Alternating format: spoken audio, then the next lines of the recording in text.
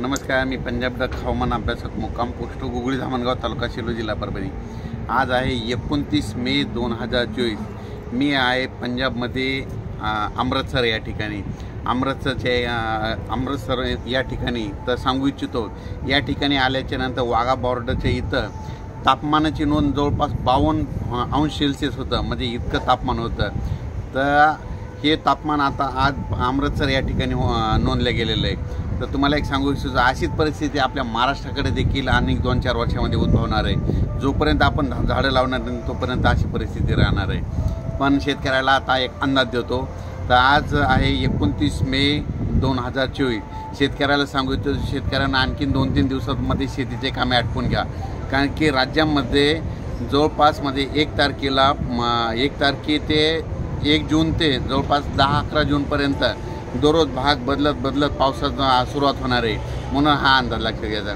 सुरुवातीला बघायचं झालं तर 1, 2, 3 तारखेला राज्यामध्ये सातारा, सांगली, पुणे, नाशिक, मुंबई, नगर, सोलापूर, उस्मानाबाद, लातूर या भागापर्यंत पावसाला सुरुवात होईल, म्हणजे 1, 2, 3 जून दरम्यान। त्याच्यानंतर 4, 5, 6, 7 जून नंतर राज्यामध्ये तो पाऊस थोडा पुढं सरकत जाईल, म्हणजे मुंबई, पुणे, नाशिक, सातारा, सांगली, सोलापूर, नगर, संभाजीनगर, जालना, बीड, परभणी, नांदेड, हिंगोली, लातूर, उस्मानाबाद आणि तसाच तो पाऊस यवतमाळकडे जाणार आहे। म्हणून हा अंदाज लक्षात द्यायचा। त्याच्यानंतर 5, 6, 7 जूनच्या दरम्यानमध्ये तो पाऊस परत आणखीन पुढं, म्हणजे सातारा, सांगली, सोलापूर, पुणे, नाशिक, मुंबई, तसेच नगर, पुणे, औरंगाबाद, त्याच्यानंतर बीड, परभणी, लातूर, हिंगोली, वाशिम, नांदेड आणि त्याच्यानंतर बुलढाण्यापर्यंत 7 तारखेपर्यंत तो पाऊस सुरुवात होईल। त्याच्यानंतर तो पाऊस म्हणजे 7, 8, 9, 10, 11, 12च्या नंतर पूर्व विदर्भ आणि पश्चिम विदर्भाकडे म्हणतात मान्सून पावसाला म्हणतात थोडं उशिरा जाणार आहे।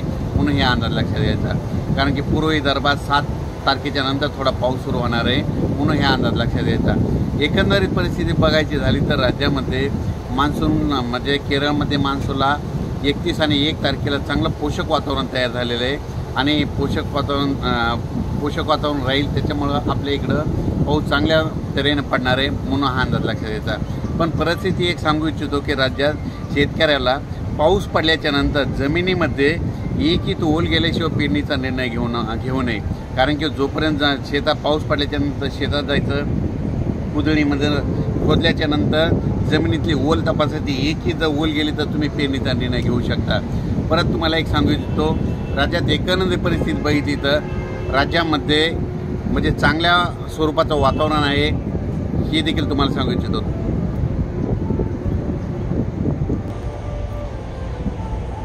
राज्यात विदर्भ, पश्चिम विदर्भ, पूर्व विदर्भामध्ये मात्र 7 जूनच्या नंतर पावसाला सुरुवात होणार आहे। म्हणून हे अंदाज लक्षात द्यायचा। पण एकंदरीत राज्यात 1 तारखेला फक्त सातारा, सांगली, कोकणपट्टी भागामध्ये पाऊस पडणार आहे। म्हणून हा शेतकऱ्याने अंदाज लक्षात घ्यावा। अचानक वातावरणात बदल झाला तर परत एक टेक्स्ट मेसेज टाकणार आहे आणि टेक्स्ट मेसेजद्वारे शेतकऱ्याला मेसेज येईल आणि एक यूट्यूबच्या माध्यमातून माझा एक स्वतःचा मेसेज होईल।